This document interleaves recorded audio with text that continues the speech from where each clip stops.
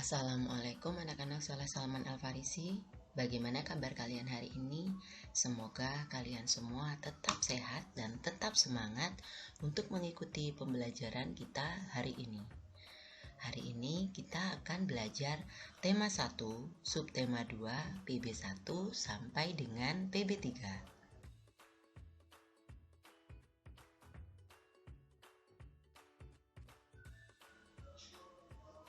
Muatan pertama kita yaitu bahasa Indonesia yang terdapat pada PB 1 dan PB 3. Untuk bahasa Indonesia masih tentang gagasan pokok pada paragraf.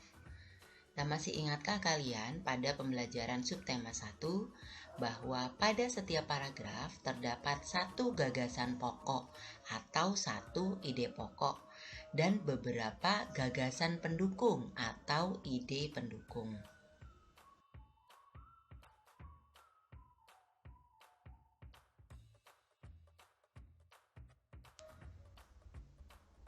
Selanjutnya adalah muatan IPA.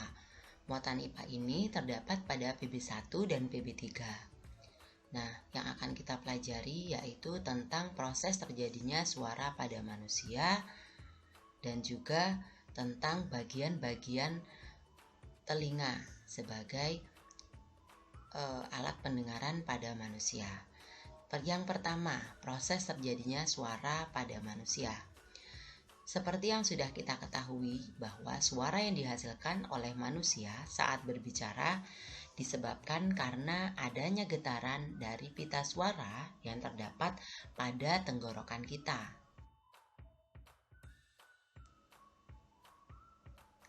Nah, getaran itulah yang menghasilkan bunyi. Lalu bunyi tersebut merambat ke segala arah hingga sampailah pada indera pendengaran manusia yaitu telinga.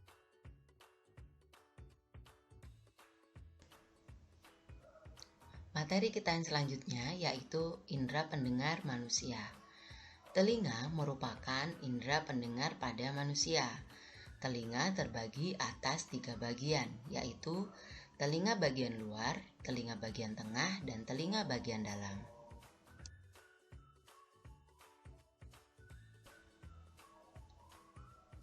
Nah, kalian bisa perhatikan anatomi telinga pada manusia berikut.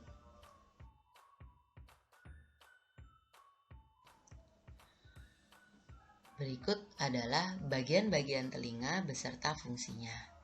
Yang pertama, telinga bagian luar, yang terdiri dari daun telinga dan lubang telinga. Kedua bagian ini berfungsi untuk menangkap suara dari luar telinga. Yang kedua, telinga bagian tengah. Nah, telinga bagian tengah ini terdiri dari gendang telinga, tulang-tulang pendengaran, dan saluran eustachius. Gendang telinga berfungsi untuk menangkap suara dari lubang telinga.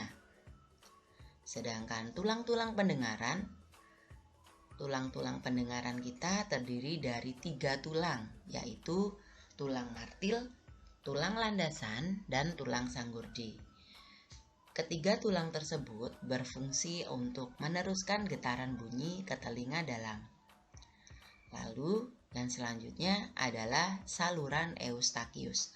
Apa sih saluran eustachius itu? Saluran eustachius merupakan sebuah saluran yang menghubungkan antara rongga mulut dengan telinga. Fungsi dari saluran eustachius ini adalah untuk menyeimbangkan tekanan udara di bagian luar dan di dalam telinga.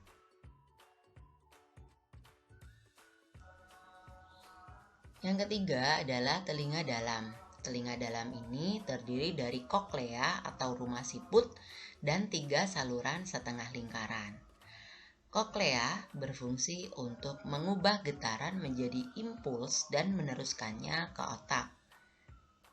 Nah, bagaimana? Sudah bisa dipahami ya tentang bagian-bagian telinga? Cara kerja telinga kita, yaitu suara masuk melalui lubang telinga, sehingga menyebabkan gendang telinga kita bergetar. Getaran itu akan diteruskan oleh tulang-tulang pendengaran menuju ke ujung-ujung syaraf pendengaran. Lalu dari ujung syaraf pendengaran disampaikan ke otak agar diolah sehingga kita dapat mendengar dan mendeteksi suara apakah yang sedang kita dengar. Bagaimana? Bisa dipahami ya?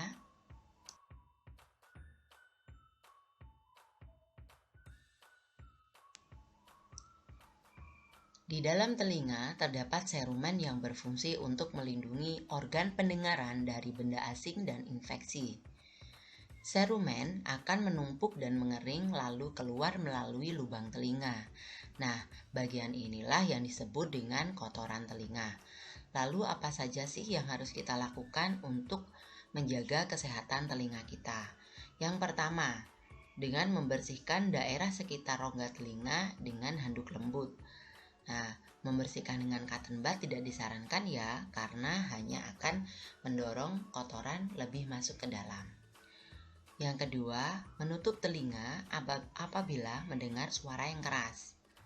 Nah, ini juga merupakan cara kita untuk menjaga kesehatan telinga kita.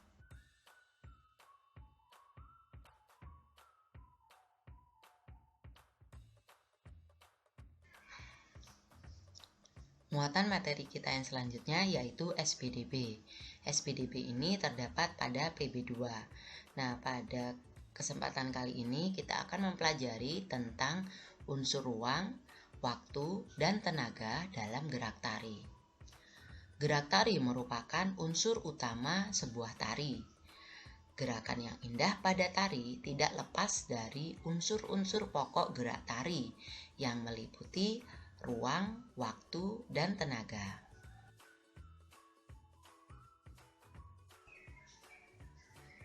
Yang pertama, ruang. Ruang gerak penari meliputi posisi, yaitu arah hadap dan arah gerak, serta level atau tingkatan gerak.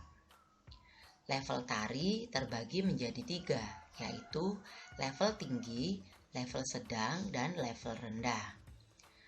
Contoh level tinggi yaitu gerakan menjinjit, melompat-lompat, atau semua posisi badan yang menjauh dari lantai termasuk level tinggi. Yang kedua, level sedang. Contohnya yaitu gerakan menekuk lutut. Yang ketiga, level rendah. Contohnya semua posisi duduk.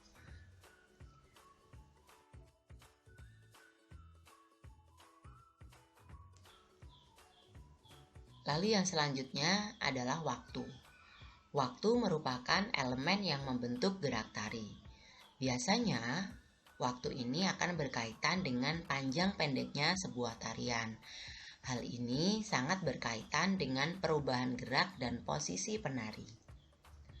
Dan yang ketiga adalah tenaga. Setiap gerak tari memerlukan tenaga. Tenaga yang diperlukan penari terdiri atas tenaga ringan dan tenaga kuat. Bagaimana anak-anak?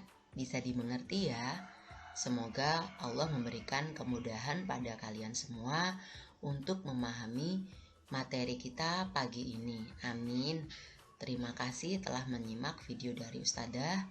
Wassalamualaikum warahmatullahi wabarakatuh.